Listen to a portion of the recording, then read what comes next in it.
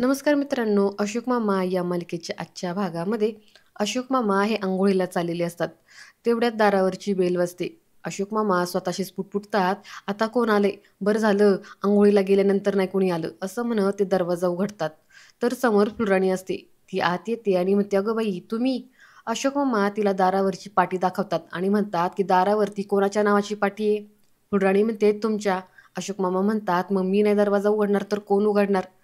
राणी हसते आणि म्हणते, की "म्हटलं चला आज तुमचा डायलॉग मी म्हणून बघते." अशोक मामा म्हणतात, "झाली का तुझी नाटकं चालू? किती वाजलेत?" फुलराणी मोबाईलमध्ये पाहते आणि सांगते, की 8:09 अशोक मामा म्हणतात, "तू 9 मिनिटं उशीर आली." फुलराणी म्हणते, "ते काय झालं, प्राजक्ताच्या स्कूटरच्या टायरचीच हवा गेली ना, त्यामुळं झालं." अशोक मामा म्हणतात, "ते काही नाही. 9 मिनिटाचा पगार तुझा मी कापणार. शिस्त म्हणजे शिस्त." फुलराणी म्हणते, "ठीक आहे कापा आणि काय हो, तुम्ही मला एवढं घालून पाडून बोलताय म्हणजे तुम्ही बरे दिसताय की." अशोक मामा म्हणतात, की "म्हणजे मला काय झालं होतं?" फुलराणी म्हणते, की "नाही येत होतो ना त्यावेळेस लोकांनी सांगितलं तुम्ही आजारी होता." अशोक मामा म्हणतात, "ए चल, मी काय आजारी वगैरे नव्हतो. मला कसला आजार होत नाही. मीच आजाराला होतो." फुलराणी थोड्या आवाजातच पुटपुटते, की "आजारच तुम्हाला घाबरून पळतील." अशोक मामा म्हणतात, "काय, काय, काय म्हणालीस?" फुलराणी म्हणते, "काही नाही. मग आता तुम्ही आराम केला की नाही?"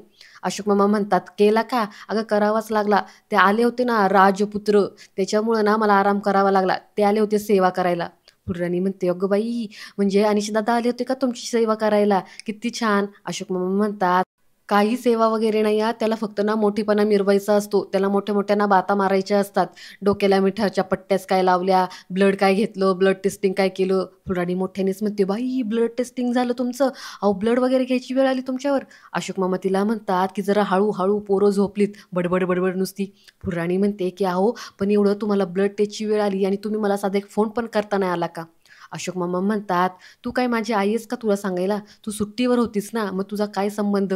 फुलराणी म्हणते, की "पण सांगितलं असतं काय बिघडलं असतं का? सुट्टीवर गेलो होतो, काही स्वर्गात नव्हतो गेलो." अशोक मामा म्हणतात, की "जा तुझं काम कर, ते दूध वगैरे तापायला ठेव जा." फुलराणी म्हणते, की "एक फोन केला असता ना, तर अर्ध्या तासात टच झालो असतो." असं म्हणत ती किचनमध्ये जाते. आता किचनमध्ये भैरवीने खूप सारा पसारा घालून ठेवलेला असतो. तो पाहून फुलराणी चामचडते आणि म्हणते, की "काय बाई, काय पसारा घालून ठेवलाय माझ्या किचनमध्ये? ओ मामा, तुम्ही आधी इकडे या." असं म्हणून ती अशोक मामांना आवाज देते. अशोक मामा किचनमध्ये जातात आणि म्हणतात, "काय झालं?" फुलराणी म्हणते, की "काय हा केवढा पसारा करून ठेवलाय? केवढी चिकचिक करून ठेवली आहे?" अशोक मामा म्हणतात, "ते काय झालं, काल आहे ना भैरवी आली होती ना, त्याच्यामुळे तिने हे सगळं केलं." फुलराणी डायरेक्ट हातामध्ये चाकू घेते आणि म्हणते, की तिची हिंमतच कशी झाली माझ्या किचनमध्ये काम करायची? तुम्ही मला एक फोन केला असता तर काय बिघडलं असतं का? मला सांगायला काय झालतं?" अशोक मामा म्हणतात, "तू तरी कुठं सांगती तुझ्या बाबतीत काय झालेलं आहे ते?" फुलराणी ततमम करते. ते म्हणते, की "तर जाऊ द्या, आता तुम्ही जा इथून. मला हे सगळं आवरू द्या. सगळं चिकचिकट करून टाकलेलं आहे. काय बाई, काय पसारा घातलाय?" असं म्हणत ती थोडी चिडचिड करते. अशोक मामा मात्र तिच्याकडे पाहतच असतात. राणी म्हणते, की "जावा ना, तुम्हाला अंघोळीला नाही जायचं का?" अशोक मामा म्हणतात, की "तुझ्या घरी काही प्रॉब्लेम झालाय का? परत परशुरामने काही उद्योग करून ठेवलाय का? भांडलाय का?" राणी म्हणते, "जाऊ द्या, रोजचं म्हणं त्याला कोण रडं?" अशोक मामा म्हणतात, "नाही, नाही, पण काही भांडणं वगैरे झाली आहेत का? मला सांग, मी बोलतो त्याच्याशी." राणी म्हणते, की "जाऊ द्या, अहो, तो माणूस नाही सुधारणार. तुम्ही नका लक्ष देऊ. तुम्ही जा, तुम्हाला ऑफिसला नाही जायचं का? तुम्हाला उशीर होईल." त्यानंतर नवीन सिक्युरिटी गार्ड प्यारेलाल हा मोबाईल पाहत असतो आणि त्या मोबाईलमध्ये मग्न असतो. तिथे परशुराम हा दबक्या पावलाने येतो. तो पुढे पाहतो की तिथे सिक्युरिटी बसलाय. त्यानंतर परशुराम थोडा विचार करतो आणि एक शक्कल लढवतो. तो मोठमोठ्याने आवाज देऊ लागतो, "ए रद्दीवाले, ए रद्दीवाले." तर सिक्युरिटी त्याला अडवतो. परशुराम म्हणतो की "मला फुलराणींनी बोलवलंय. पिछली बार भी फुलरानी ने मुझे बुलाया था सोसाइटी में रद्दी लेने के लिए. तू नहीं था क्या तब?" प्यारेलाल म्हणतो की "नाही था, अभी मैं जॉइन हुआ हूँ." परशुराम फुल कॉन्फिडन्समध्ये म्हणतो, "हां का? मग काय रे, काय तुझं नाव काय?" तर प्यारेलाल त्याचं नाव सांगतो. परशुराम म्हणतो, "प्यारेलाल मला एक सांग, आता ही फुलराणी नक्की कोणाच्या घरी असेल? देसाईच्या घरी असेल का माजगावकरच्या घरी असेल?" प्यारेलाल म्हणतो की "तुझे बुलाया ना फुलरानी ने, तुझे पता नहीं क्या वो कहाँ पे होगी?" परशुराम म्हणतो की "अरे उसने मुझे खाली सोसायटी में बुलाया था." आता ती नक्की कोणाच्या घरी आहे हे मला कसं माहीत असणार आहे? प्यारेलाल म्हणतो, "अच्छा." परशुराम म्हणतो, "अच्छा म्हणजे तुला माझ्यावर विश्वास नाही आहे का? अरे तुला माहिती का या सोसायटीमधील लोकं ना 101 नग आहेत. जर या सोसायटीमधली रद्दी बाहेर गेली नाही ना, तर ते तुला रद्दीमध्ये टाकतील आणि माझगावकर माहिती आहेत का ते कसे आहेत ते? त्यांच्या घरातली जर रद्दी गेली नाही ना, तर तू मेलास. तेच तुला रद्दीत टाकतील का नाही बघ. आता घे तुझं तू बघून." असं म्हणत तो जायचं नाटक करतो. तर प्यारेलाल घाबरतो आणि तो परत म्हणतो की "रुको, रुको."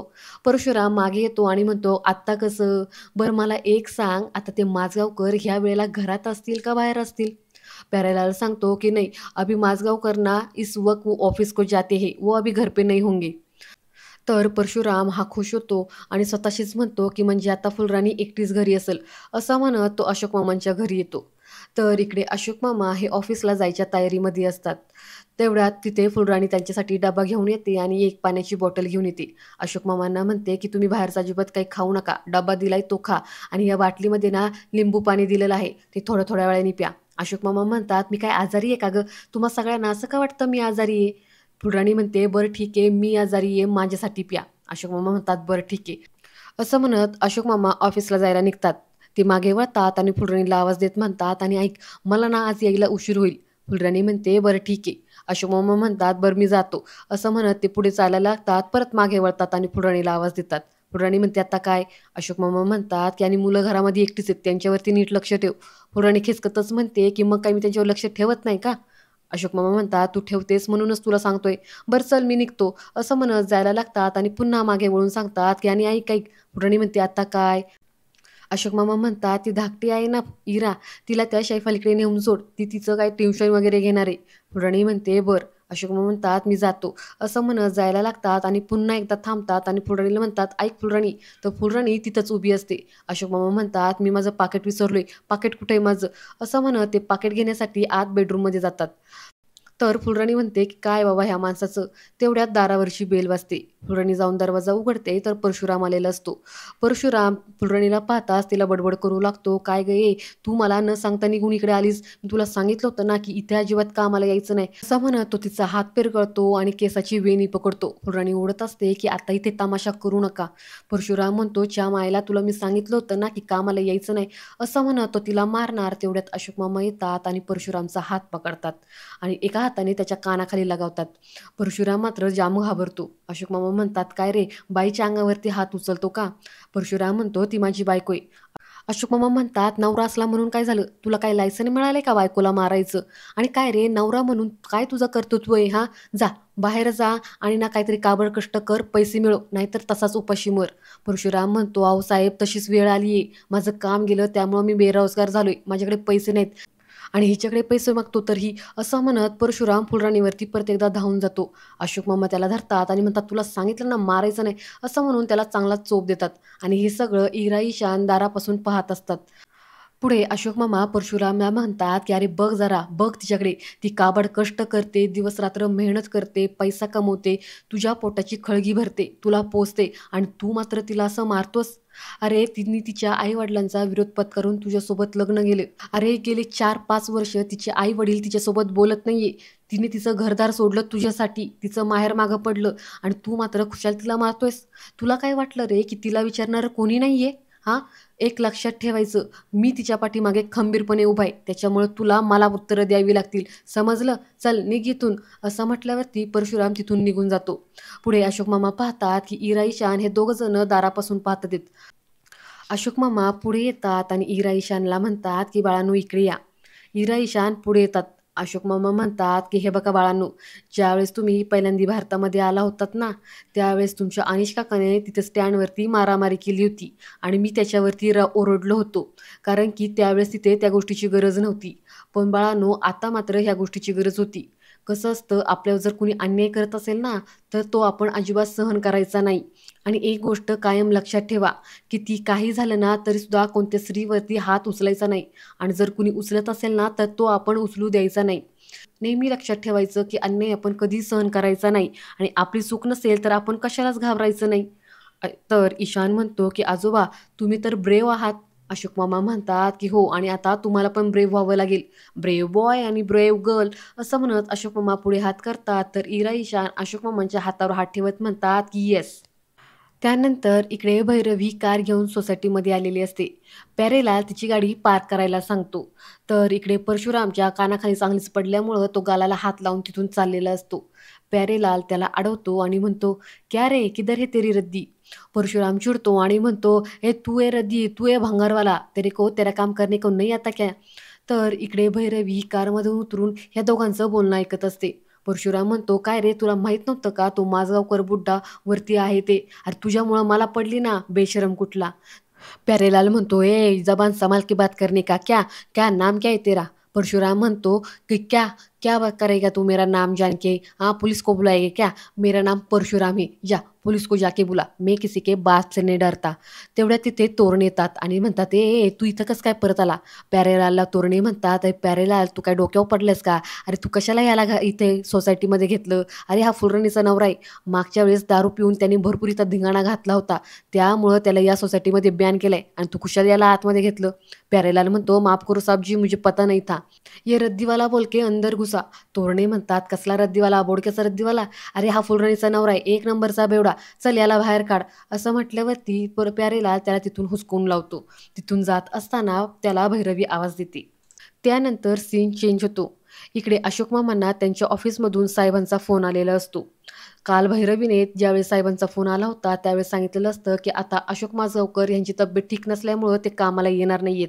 अशोक मामा म्हणतात, "अहो धायपुडे साहेब, पण तुम्हाला असं कोणी सांगितलं की मी कामाला येणार नाहीये? अहो काल तर आमची कामवाली बाई पण आली नव्हती. मग तुम्हाला असं कोणी सांगितलं फोन करून की मी येणारच नाहीये ते?" तर तिकडून धायगुडे साहेब मात्र फार काही जास्त बोलत नाही आणि ते फोन कट करतात. अशोक मामा म्हणतात की ह्यांना कोणी सांगितलं असेल की मी कामालाच येणार नाहीये, असं ते विचार करत असताना तर तिथून ईशान हा शिट्टी वाजवत चाललेला असतो. अशोक मामा म्हणतात की "ए ईशान, इकडे ये, इकडे ये, चांगली शिट्टी वाजवतो रे तू." ईशान म्हणतो "हो ना." अशोक मामा म्हणतात "मला एक सांग, तुला असा बाईचा आवाज काढता येतो का रे?" ईशान म्हणतो की "हो, मी स्कूलमध्ये होतो ना त्यावेळेस आमच्या टीचरचा मी हुबेहूब आवाज काढायचो." अशोक मामा म्हणतात "हो का, मग दाखव ना काढून." ईशान लगेच बाईच्या आवाजामध्ये बोलून दाखवतो की "hello Ishan, how are you?" "मस्त ना आजोबा," असं तो अशोक मामांना म्हणतो. अशोक मामा म्हणतात की "वा वा वा, तुझ्यातल्या तर आम्हाला एक एक दडलेले गुण कळायला लागले रे बाळा." तर तिथे पुराणी ही इराची केस पुसत आलेली असते. ह्या दोघी पण ह्यांचं बोलणं ऐकत असतात. अशोक मामा थोडा पॉज घेतात आणि म्हणतात, "मला एक सांग ईशान, माझ्या राजा, माझ्या राजकुमारा, माझ्या राजहंसा." तर ईशान लगेच राजाची पोज देतो. अशोक मामा म्हणतात की "तू ह्याच आवाजामध्ये माझ्या धायगुडे साहेबांना फोन केला होता का आणि त्यांना सांगितलं का की मी ऑफिसमध्ये येणार नाहीये ते?" ईशान म्हणतो की "नाही, मी नाही असं काही सांगितलं." अशोक मामा म्हणतात, "काय गं माझं बाळते, कोकरू बाळते, किती गोंडस बाळते, सांग मला की तू फोन केला होता का?" ईशान म्हणतो, "नाही आजोबा, गॉड प्रॉमिस मी नव्हता फोन केला." अशोक मामा म्हणतात की "आता सांगतो का लगाऊ एक?" असं म्हणत अशोक मामा त्याच्यावरती हात उचलणार तेवढ्यात पुराणी त्यांना अडवते आणि म्हणते, "ओ, त्यांनी सांगितलं ना की नाही, पोरगं जरा वांड आहे पण म्हणून काय खोटं बोलत नाही. तो म्हणतोय ना नव्हता फोन केला तर नव्हता फोन केला." पुढे अशोक मामा इराला म्हणतात की "इरा, तू फोन केला होता का?" इरा म्हणते, "नाही आजोबा, मी तुमच्या त्या धायगुडा स्वरांसोबत कधीच बोललेले नाहीये." अशोक मामा विचारतच पडतात की "मग माझ्या फोनवरून धायगुडे साहेबांना कोणी फोन केला असेल बरे?" तर इकडे भैरवी परशुरामला काहीतरी सांगते आणि पुढे ती म्हणते, "जे काम सांगितलंय ते करायला जमेल ना नक्की?" परशुराम म्हणतो, "अहो न जमायला काय, पैसे मिळणार असेल ना तर आपल्याला काय बी करायला जमेल." भैरवी म्हणते, "आणि एक गोष्ट लक्षात ठेवायची, जर परत पुरणीवरती हात उचलला ना तर याद राख, कोणत्याही स्त्रीवरती हात उचललेला मी खपवून घेणार नाही, भले ती माझी शत्रू का असेना. नाहीतर तुला उचलेल आणि डायरेक्ट जेलमध्ये पाठवीन." परशुराम म्हणतो, "नाही नाही, असं नाही करणार आता परत मी." भैरवी पुढे म्हणते, "आणि जर काम झालं ना तर तुला भरपूर पैसे मिळतील, फक्त तू दारू पिऊन गटारीत डोळत पडायचं नाही अजिबात." परशुराम म्हणतो की "नाही पडणार." पुढे भैरवी त्याला एक इन्व्हलप देते आणि सांगते की "जा आता तू वरती." परशुरामला आठवतं अशोक मामाने कशी कानाखाली मारली होती ते आठवून तो भैरवीला म्हणतो, "आता परत वरती जायचं?" भैरवी म्हणते, "पैसे हवेत ना तुला?" "मग?" परशुराम म्हणतो, "हो हो हवेत, काम झाल्यानंतर जरी पैसे मिळाले ना तरी चालतील." असं म्हणत पळतच तो एन्व्हलप घेऊन तो अशोक मामांच्या घरी येतो. तर इकडे अशोक मामा हे धायगुडे साहेबांना फोन लावत असतात. तिकडून त्यांचे साहेब त्यांचा फोनच घेत नाही. अशोक मामा म्हणतात, "हे धायगुडे साहेब माझा फोनच उचलायला तयार नाहीयेत." ईशान म्हणतो की "म्हणजे आजोबा आता तुमचा जॉब गेला का?" फुलराणी म्हणते, "जरा शुभ बोल." अशोक मामा म्हणतात, "तू गप रे जरा." अशोक मामा म्हणतात की "मला ना असं वाटतं मी तिकडे जाऊन ना त्यांच्याशी बोलायला हवं. त्यांचा ना काहीतरी गैरसमज झालेला असावा." ईशान म्हणतो, "आजोबा मी तुम्हाला खरंच सांगतोय, मी नाही त्यांना फोन केला." अशोक मामा म्हणतात, "तू गप रे जरा." ईशान म्हणतो, "नाही, ही इरा काही पण सांगते ना तुम्हाला म्हणून सांगतोय." तर इरा लगेच त्याला कोपरा मारते. ईशान पण इराला मारू लागतो. अशोक मामा म्हणतात, "काय माझं ते साळसूत ससा." असं म्हटल्यावरती ईशान लगेच लाडात येऊन हसायला लागतो. अशोक मामा म्हणतात, "गप नाही तर दिल एक थोतरीत ठेवून." तेवढ्यात दारावरची बेल वाजते. पुराणी म्हणते, "मी पाहते." असं म्हणत जाते आणि दरवाजा उघडते. तर परशुराम आलेला असतो. परशुराम डायरेक्ट आतच घुसतो. पुराणी त्याला अडवते आणि म्हणते, "तू परत आलास, तुला एकदा सांगितलेलं कळत नाही का? का तुझी अजून उतरली नाहीये आणि आता तर तुला मी मामांपर्यंत पोहोचूनच द्यायची नाही. त्याच्या आधीच मीच तुझी हाडं खिळखिळी करील." आणि आजचा भाग इथेच संपतो. पुढील भाग पाहण्यासाठी चॅनलला सबस्क्राईब करा. धन्यवाद.